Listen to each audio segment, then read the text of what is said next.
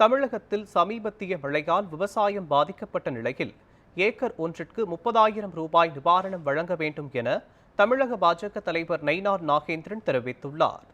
கும்பகோணத்தில் செய்தியாளர்களிடம் பேசிய அவர், நெல் கொள்முதலில் நிர்வாக திறமை இல்லை என்றும் உள்ளாட்சித்துறையில் 800 கோடி ரூபாய் முறைகேடு நடைபெற்றுள்ளதாகவும் கூறினார். தமிழகத்தில் அடுத்த ஆண்டு ஆட்சி மாற்றம் ஏற்படும் என்றும் தெரிவித்தார்.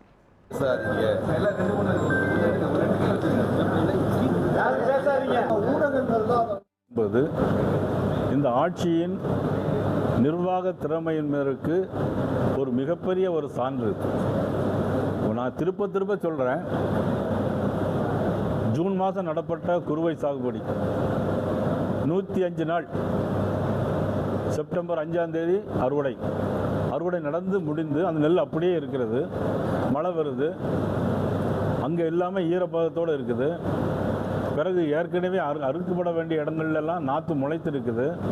இதுக்கு ஒரு மாவட்ட ஆட்சித்தலைவர் நேரடியாக வந்து பார்த்து, இவ்வளோ ஒவ்வொரு விவசாயிக்கும் இவ்வளோ பாதிப்பு இருக்குது, ஒரு ஏக்கருக்கு கிட்டத்தட்ட 25,000 ரூபா வரை செலவாகும், கூட ஏதாவது அந்த விவசாயி போட்டு பார்த்து கொடுத்து அரசாங்கத்திற்கு தகவல் தெரிவிக்க வேண்டியது மாவட்ட ஆட்சித்தலைவருடைய கடமை.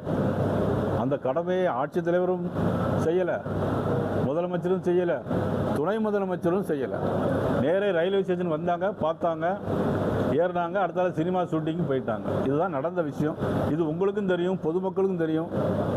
அதுக்கு பிறகு கூட நேரைக்கு நான் லாரி வாடகை கிடைக்கலன்னு திருத்துறைப்பூண்டியில் 450 பேர் உண்ணாவிரதம் இருந்திருக்காங்க, ஸ்ட்ரைக் பண்ணியிருக்காங்க. இது எல்லாருக்குமே தெரியுமே. இது அந்த அதிகாரிக்கு தெரியலையாங்கிறது தான் எங்களுடைய கேள்வி.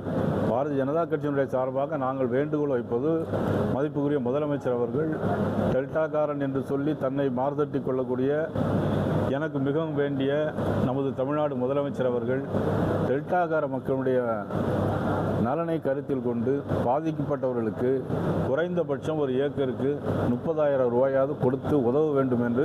இதில் நாங்கள் அரசியல் பண்ணலை, கட்சி பாகுபாடு பார்க்கல. கொடுத்தா நானே முதலமைச்சரை பாராட்டுவேன். அவ்வளோ.